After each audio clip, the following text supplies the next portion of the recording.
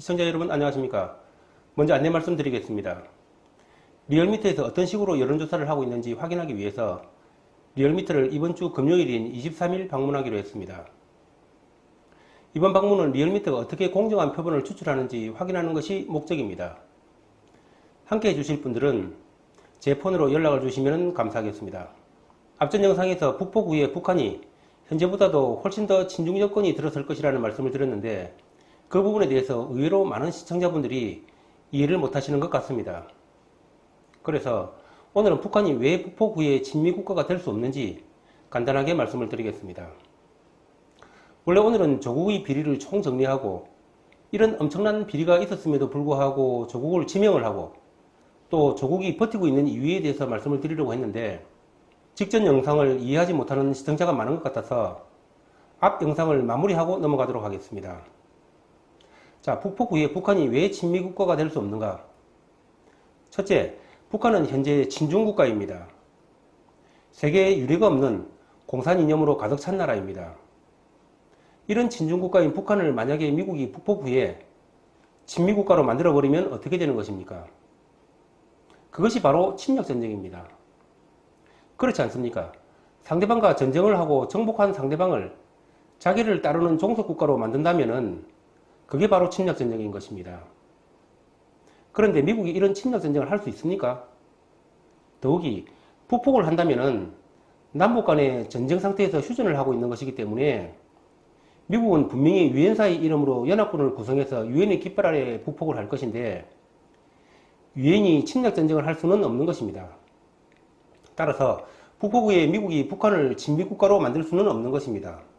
둘째, 북폭 후에 북한이 친미국가로 돌아선다는 것은 북한이 극단적인 공산 이념에서 벗어났다는 것을 의미하는 것이기 때문에 이것은 남북한 간의 통일이 한층 가까워왔다는 것을 의미하는 것일 것입니다.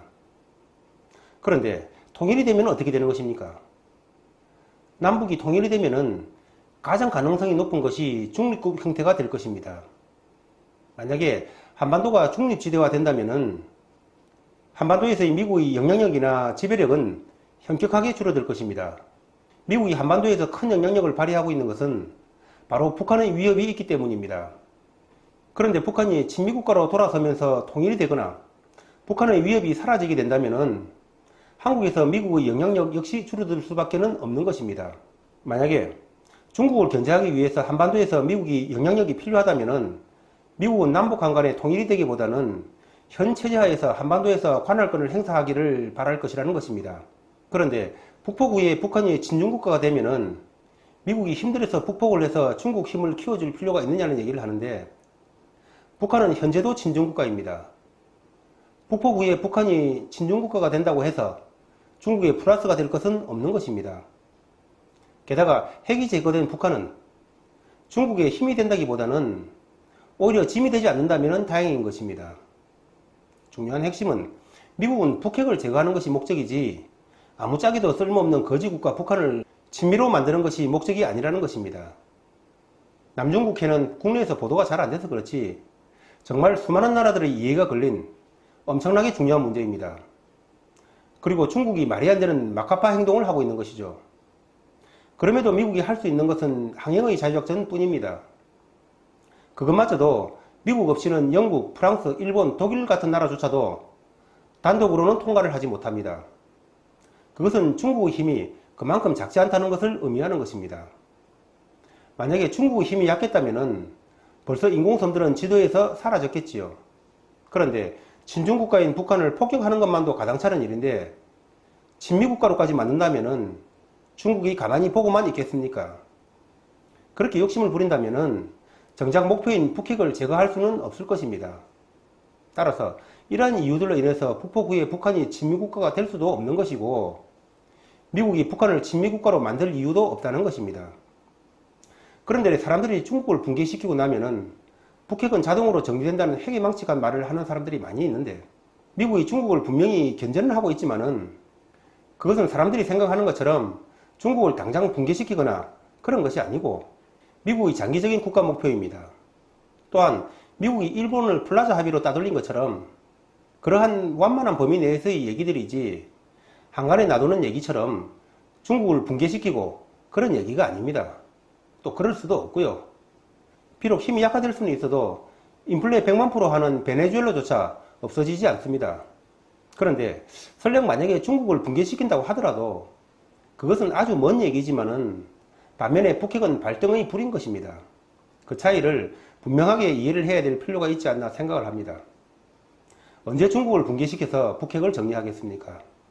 또한 중국이 붕괴한다고 해서 북한이 핵을 내려놓는다는 상관관계도 없는 것이고요. 아니 오히려 중국이라는 보호막이 없어지면은 북한은 체제 수호를 위해서 더 핵을 지키려고 하겠지요. 말이 안 되는 얘기들입니다. 마지막으로 전쟁을 하고 나면은 전범 처리를 해야 됩니다. 전쟁이라는 것은 수많은 인명과 재산상의 피해를 불러오는 것이기 때문에 반드시 그 책임을 질 대상이 필요한 것입니다.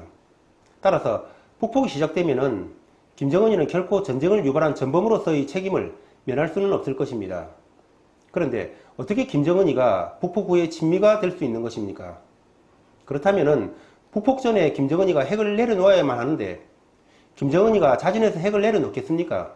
김정은이가 자진해서 핵을 내려놓는다는 것은 정말 삶의 소대가리가 웃을 일이죠.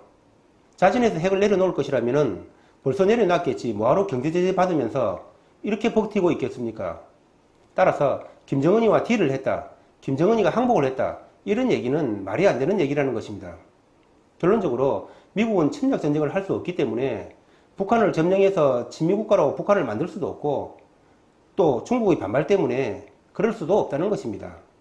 또한 북한을 친미국가로 만들어버리면은 통일이 되거나 최소한 남북 간의 군사적인 긴장이 사라지기 때문에 미국의 한반도에서의 영향력이 감소할 것입니다. 따라서 그러한 것은 중국 견제에도 불리하기 때문에 북폭 후에 북한을 친미국가로 만들 이유가 없다는 말씀을 드리면서 오늘 방송을 마치도록 하겠습니다. 감사합니다.